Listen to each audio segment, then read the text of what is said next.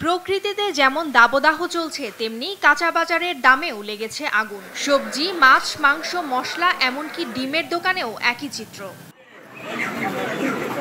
চট্টগ্রামে বাজারে সরবরাহের খুব একটা ঘাটতি না থাকলেও বেশিরভাগ পণ্যের দাম ঊর্ধ্বমুখী। বাজারে প্রতি কেজি বেগুন ৮০ থেকে ৯০ টাকা, শসা ৬০, করলা ৬০, পেঁপে ৮০, টমেটো ৮০, পটল ৬০, গাজর ৮০ ও ঢেঁড়স ৬০ টাকায় বিক্রি হচ্ছে। দৈনন্দিন এর সাথে মিলে না, এগুলি আমরা একটা আনব্যালেন্স অবস্থা পড়ছে। মানুষ যে মধ্যবিত্ত, নিম্নবিত্ত, এদের জন্য তো খুব একটা করুণ অবস্থায় দাঁড়াচ্ছে। এ নিয়ে নগরীর কাজীর ডেউরি কাঁচা বাজারে অভিযান পরিচালনা করে জাতীয় ভোক্তা অধিকার সংরক্ষণ অধিদপ্তর। এ সময় যথাযথ মূল্য তালিকা না থাকায় মুরগি, মাংস ও তরকারি দোকানি সহ ৭ প্রতিষ্ঠানকে ৩৫,০০০ টাকা জরিমানা করা হয়।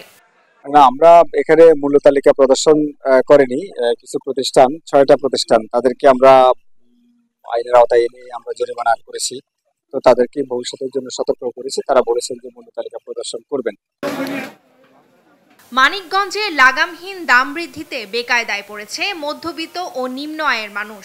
গরুর মাংস বিক্রি হচ্ছে কেজিতে ৭৫০ টাকা, খাসির মাংস ১১০০ টাকা, ব্রয়লার মুরগি ২৩০ টাকা, দেশি মুরগি ৭০০ টাকা আর সোনালী ৪০০ টাকা। সবজির বাজারে কাঁচামরিচের দরও চড়া। টাঙ্গাইলে কোরবানির আগে মশলার বাজারে এখন আগুন লাগা দাম। এলাচির দাম ২২০০ টাকা থেকে বেড়ে হয়েছে ৪২০০ টাকা, জিরা কেজিতে ৬৩০ থেকে ৭২০ টাকা, শুকনা মরিচ ৩০০ থেকে ৩৮০ টাকা, হলুদ ২৬০ থেকে ৩৫০ টাকা, ধনিয়া ২৪০ টাকা, আদা ২১০ থেকে ২৮০ টাকা, রসুন ২১০ থেকে ২৩০ টাকা, পেঁয়াজ ৬৪ থেকে ৭০ টাকা। তবে লবঙ্গের দাম কেজিতে ৫০০ টাকা কমে বিক্রি হচ্ছে ১৪০০ টাকায়। বরগুনায় প্রতিদিনই বাড়ছে সব ধরনের সবজির দাম। সপ্তাহের ব্যবধানে বাজারে প্রতি কেজি সবজিতে ২০ থেকে ৩০ টাকা দাম বেড়েছে। নিত্যপণ্যের দাম বাড়লেও বাড়ছে না আয়। এ অবস্থা ঠেকাতে কঠোর মনিটরিং এর দাবি সাধারণ ক্রেতাদের। টুম্পা আফরোজ, নিউজ ডেস্ক, দেশ টিভি।